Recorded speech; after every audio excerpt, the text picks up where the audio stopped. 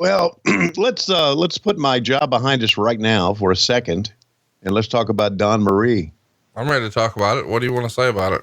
I just want to look at it. Look at Bill Apter. Like he can run a shot. How many knuckle shuffles do you think kids my age did to Don Marie in 2000? Wow. Is that what we call it, the knuckle shuffle? Okay. Tell me about this match here. What do you want to know? Well, you know all about these performers. You were a ECW connoisseur. Okay. So the ring announcer's name is Steve DeAngelis. I'm going to play the audio here from Don Marie. Okay. No, I'm not. What am I thinking? Don Marie is going to say, whoever wins gets not just my managerial services, but all that I have to offer. They get everything I have. That sort of deal. My panties. Well, I think she's talking about something else. I think she was sex. Oh, God damn, Tony. Are we just going to be that disgusting that we've got to spell everything out? I was going to call it her hot pocket.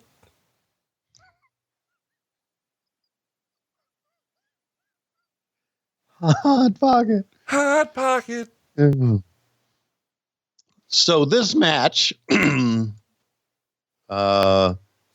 match is for the managerial services of Don Marie. And I know who Johnny Swinger is. Okay. I remember him. So Johnny Swinger is teaming with a guy named Simon Diamond, and Simon Diamond's gimmick is Simon Says. Yeah, we've talked about him before. And he is behind the scenes, a mover and a shaker in the wrestling business. And for years and years was a big part of, Impact Wrestling. He's going to be taking on the blonde haired guy, which is, Christian York, who was a journeyman wrestler who a lot of people thought was going to be a very, very big deal in wrestling.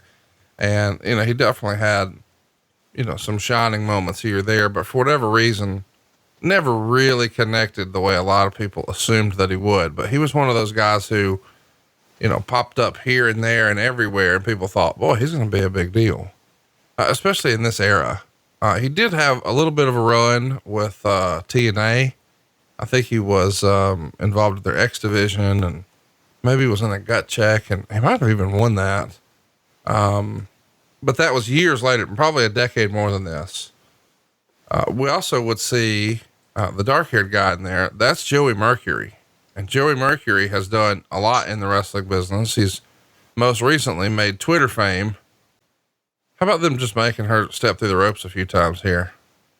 Just to take a look at the no-no.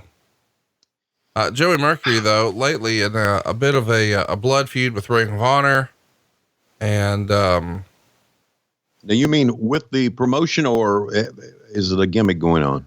No, not a gimmick. He specifically is calling out Joe Koff, who is in charge of Ring of Honor. Ring of Honor, of course, is owned by Sinclair Broadcasting, a television company that has a ton of money. And, they purchased Ring of Honor, from a ticket broker who really saved Ring of Honor.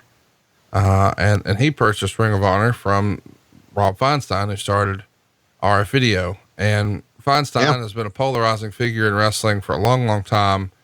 But the guy he sold Ring of Honor to is viewed as really like one of the unsung heroes of wrestling and just one of the most beloved guys in the history of the business. Well, now they're with a corporation, and guys just don't like that as well. And they've made some decisions that a lot of people are sort of scratching their heads about, including, and we've talked about this on the show, the decision to let All In happen without having the Young Bucks or Cody under contract.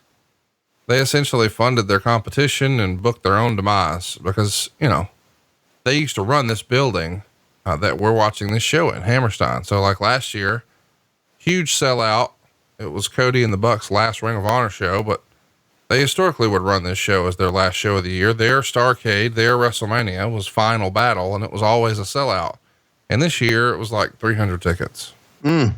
So they're just sort of circling the drain. And one of those guys is, sort of leading the charge, and that's Joey Mercury. He was a trainer for them, and Joey has had some on again, off again substance abuse issues and mental health issues. And He was with WWE for a long time, had a great tag title run with John Morrison, who's been nicknamed everything in wrestling from, Johnny Impact, and wherever he was Johnny, insert that word here.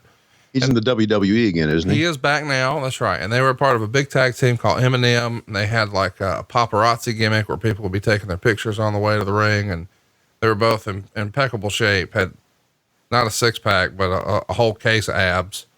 And then they had a manager who would do splits and show her butt crack as she got into the ring. And you would have loved her. Her name's Melina. Anyway, he would eventually, have some issues there and then turn his life around, comes back and would work in the front office as one of the agents and became an on-screen second for Seth Rollins, as part of, a security gimmick with, Jamie Noble. Well, then I think he had some more personal struggles and parted ways with WWE. He was supposed to be at the All In show and sort of run their backstage. There was an incident there. He found himself in jail, and then it just sort of got a little dicey from there. But Ring of Honor gave him a second chance or a third chance or a fourth chance or whatever, and put him in a position to help train some young guys. And he saw some things that Ring of Honor was doing that he just felt like weren't moral or ethical or perhaps even legal. So when he quit, he started posting all kinds of stuff that maybe he shouldn't have, like screen grabs, emails, text messages. But he felt like he was doing it for a greater good. So it became pretty controversial recently of, hey, who's right, Joey Mercury or WWE?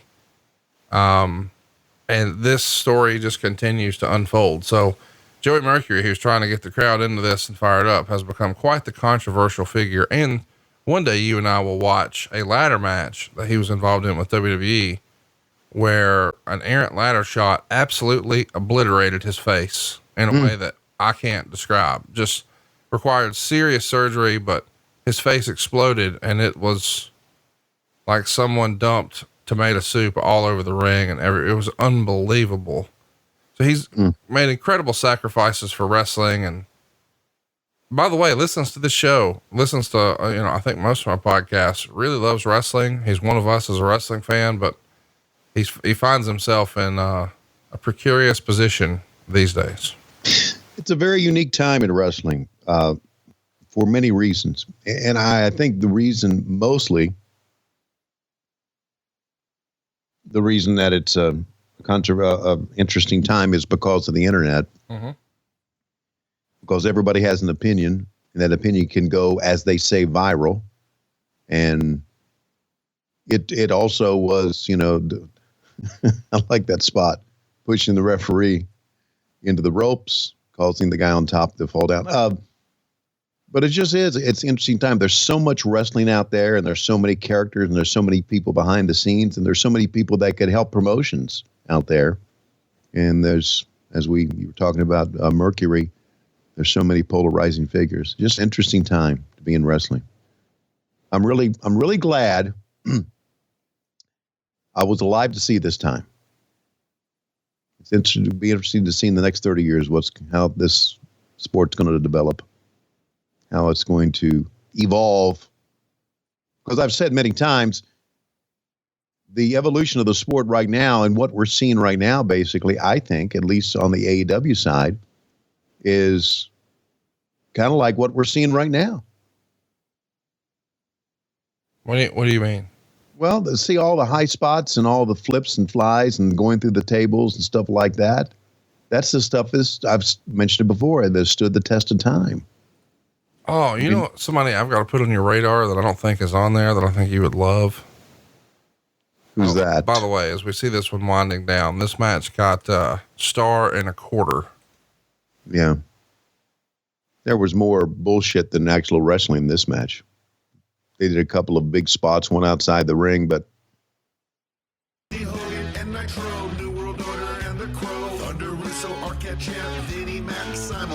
Tony's back with Conrad, not your classy podcast. Watch along, try not to laugh. Lowest rules can't pass. This wasn't the initial plan. Tom Zigg's a good-looking man. Klondike Bill, make a chant. Tommy, come over.